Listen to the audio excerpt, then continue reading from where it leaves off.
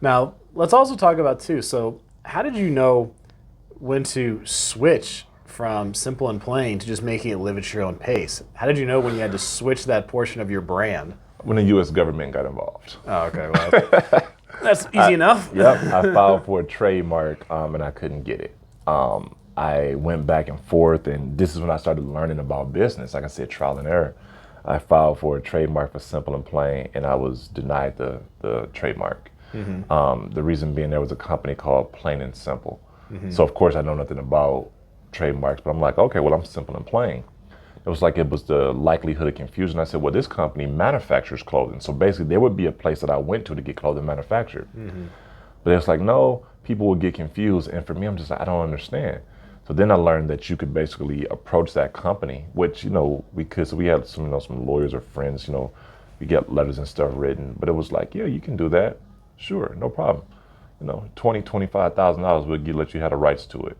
And I'm like, yeah, it's not really part of my plan. So back to the drawing board. When it came to trademarking, so you talked earlier how you ran into the legal hurdle with simple and plain. How did you go about trademarking Turtle, live at your own pace, all that kind of stuff, so you had that legal protection? I did it myself. No lawyer? No lawyer. Wow.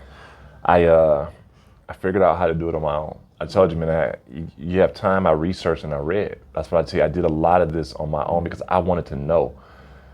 Everybody wanted money. Everybody wanted money, and I understand why now.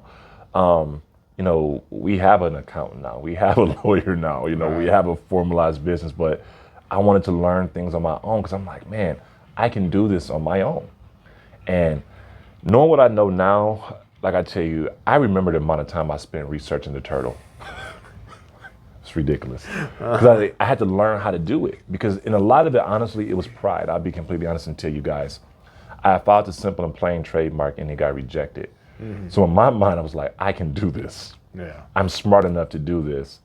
I'm going to make sure I get this. And when I remember getting that certificate back in the mail, it was like I had just hit a home run. You would have thought I just scored a Nike $3 million deal. Because once I was like, yes. I had the registration serial number. I was like, I did it. I knew I could do it. So it was just like I learned. I was that guy that wanted to be able to say that I did it. Jeez. And how long have you had the trademark for now? Oh, man, over a decade. Because with trademarks, a lot of people don't know they live and die. So you have to renew them. If you don't, they die. So they're a living thing. So for all of you out there that have trademarks, don't think because you pay one time that it's good. You got to keep it up. So that's what they call them. They have a registered agent. And that's what lawyers do. They help keep you informed. Like, hey, your trademark renewals come and due within a year. Make sure you pay that because it's easy to let that stuff lapse. And before you know it, you have a great idea. If they call them, they're living and they're dead. And now it's dead.